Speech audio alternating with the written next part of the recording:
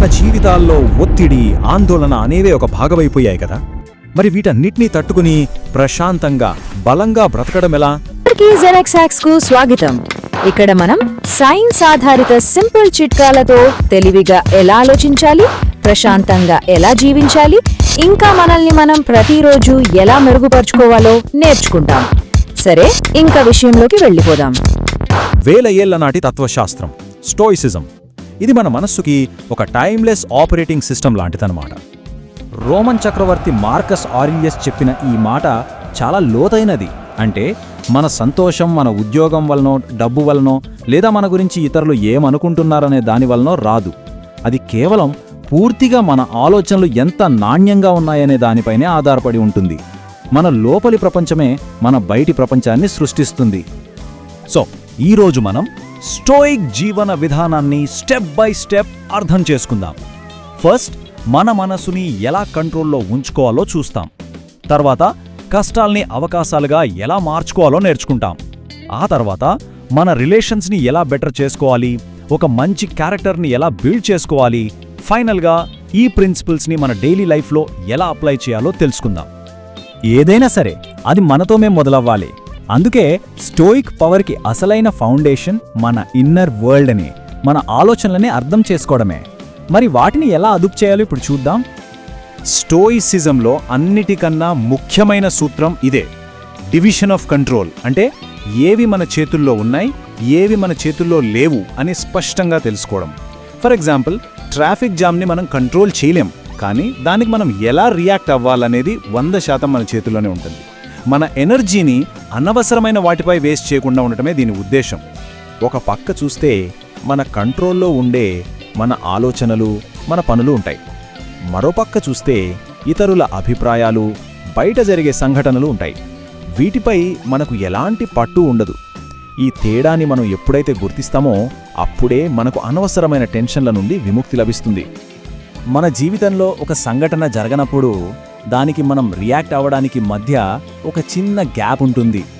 ఆ గ్యాప్లోనే మన అసలైన స్వేచ్ఛ, మన పవర్ మొత్తం దాగి ఉంది. కోపంతో రియాక్ట్ అవ్వాలా లేక ప్రశాంతంగా ఉండాలా అనేది మన చాయిస్. ఆ చాయిసే మన ఎదుగుదల ఏంటో నిర్ణయిస్తుంది. మరి ఈ మానసిక ప్రశాంతతను సాధించడం ఎలా? మనలో కలిగే ఫీలింగ్స్ని ఇది మంచిది, ఇది చెడ్డది అని జడ్జ్ చెయ్యకుండా జస్ట్ గమనించడం, మన పనులని మనం కంట్రోల్ చేసుకోవడం, రిజల్ట్స్ గురించి మరీ ఎక్కువగా వర్రీ అవ్వకపోవడం, ఇవన్నీ ప్రాక్టీస్తో మనం సాధించగల స్కిల్స్. ఈ నిశ్చలమైన మనసే మన అతిపెద్ద బలం. మనల్ని మనం లోపల నుంచి కంట్రోల్ చేసుకోవడం నేర్చుకున్నాం కదా. ఇప్పుడు బయటి ప్రపంచంలో వచ్చే సవాళ్లను ఎలా ఎదుర్కోవాలో చూద్దాం. జీవితంలో కష్టాలు, అదృష్టం రెండూ వస్తూపోతూ ఉంటాయి. వాటిని అవకాశాలుగా ఎలా మార్చుకోవాలో స్టోయిసిజం మనకు చూపిస్తుంది. ఒక్క క్షణం ఆలోచించండి. ఫెయిల్యూర్ అంటే అంతా అయిపోయిందట, లేక అది మనకు ఏదో నేర్పిస్తుందా? స్టోయిక్ పాయింట్ ఆఫ్ వ్యూలో ఫెయిల్యూర్ని ఎలా చూడాలో ఇప్పుడు తెలుసుకుందాం. స్టోయిక్స్ ఏమంటారంటే, ఫెయిల్యూర్ అనేది ఒక ఫుల్ స్టాప్ కాదు, అది ఒక కామా లాంటిది. ప్రతి ఓటమి మనల్ని మరింత స్ట్రాంగ్గా, మరింత తెలివైన వాళ్ళుగా మార్చే ఒక అవకాశం.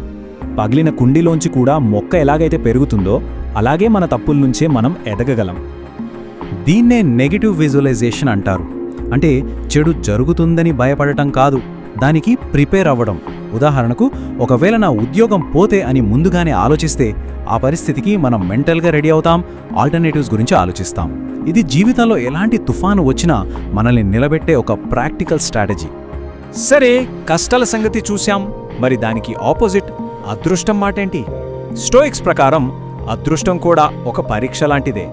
నిజమైన ఆనందం బయటి సంపదలో కాదు, మన లోపలి మంచి గుణంలోనే ఉంటుందని ఈ మాట మనకు గుర్తు చేస్తుంది. మనం ఒంటరిగా బతకలేం కదా. మన చుట్టూ ఉన్న వాళ్లతో మన రిలేషన్స్ మన లైఫ్ని చాలా ప్రభావితం చేస్తాయి. మరి స్టోయిక్ వివేకం మన సోషల్ లైఫ్ని ఎలా మెరుగుపరుస్తుందో ఇప్పుడు చూద్దాం. మనకు 2 చెవులు ఒక్క నోరే ఎందుకున్నాయో తెలుసా? ఎందుకంటే మనం మాట్లాడేదానికన్నా 2 ఎక్కువ వినాలని. నిజంగా వినడం అంటే జస్ట్ సైలెంట్గా ఉండటం కాదు, మన మనసులోని ఆలోచనల్ని పక్కన పెట్టి అవతలి వాళ్ళు ఏం చెప్తున్నారో పూర్తిగా అర్థం చేసుకోవడానికి ట్రై చేయడమే. ఇదే మంచి బంధాలకు పునాది. స్టోయిక్స్ దృష్టిలో అసలైన సంపద ఏంటో తెలుసా?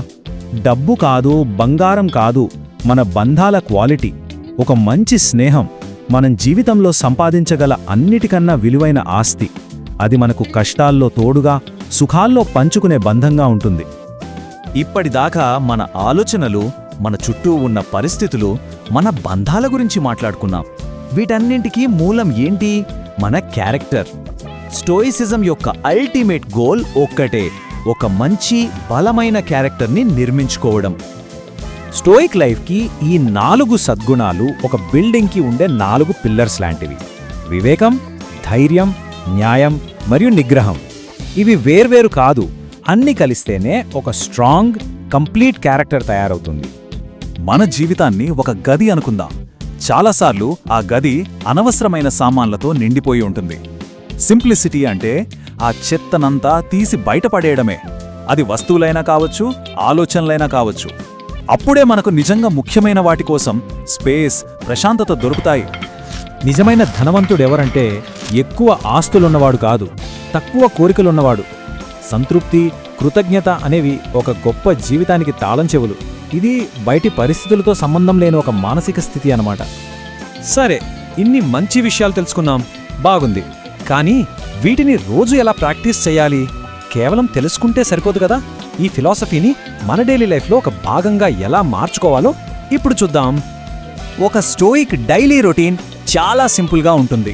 ఉదయం లేవగానే ఆ రోజు రాబోయే ఛాలెంజెస్ని ఊహించుకుని వాటికి మెంటల్గా రెడీ అవ్వాలి. ఇక పగలంతా మనం ఏ పని చేసినా పూర్తి ఫోకస్తో, మనం నమ్మిన విలువల ప్రకారం చేయాలి. రాత్రి పడుకునే ముందు ఆ రోజు మనం ఎలా ప్రవర్తించామో ఒక్కసారి నెమరు వేసుకోవాలి, మనల్ని మనం జడ్జి చేసుకోకుండా. మరణం గురించి ఆలోచించడం అంటే భయపడమని కాదు, మనకున్న టైం చాలా తక్కువ అని మనకు మనం గుర్తు చేసుకోవడం. అప్పుడు మనం ప్రతి క్షణాన్ని వృధా చేయకుండా దానికి విలువ ఇస్తాం, పర్పస్తో బతుకుతాం. ఓకే, ఇప్పుడు దాకా మనం నేర్చుకున్నదంతా ఒక స్టోయిక్ టూల్ కిట్ లాంటిదన్నమాట. సింపుల్గా చెప్పాలంటే మీ కంట్రోల్లో ఉన్న మీ రియాక్షన్ పైనే ఫోకస్ పెట్టండి. ప్రతి అడ్డంకిలోనూ ఒక అవకాశం వెతకండి. అర్థం చేసుకోవడానికి వినండి. మీ సంపద మీ వస్తువుల్లో కాదు, మీ క్యారెక్టర్లోనే ఉందని గుర్తుంచుకోండి.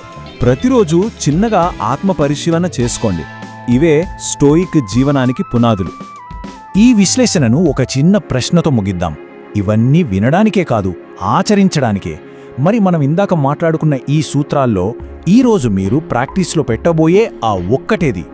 మీ స్టోయిక్ ప్రయాణం ఇప్పుడే, ఈ క్షణం నుంచే మొదలుపెట్టండి.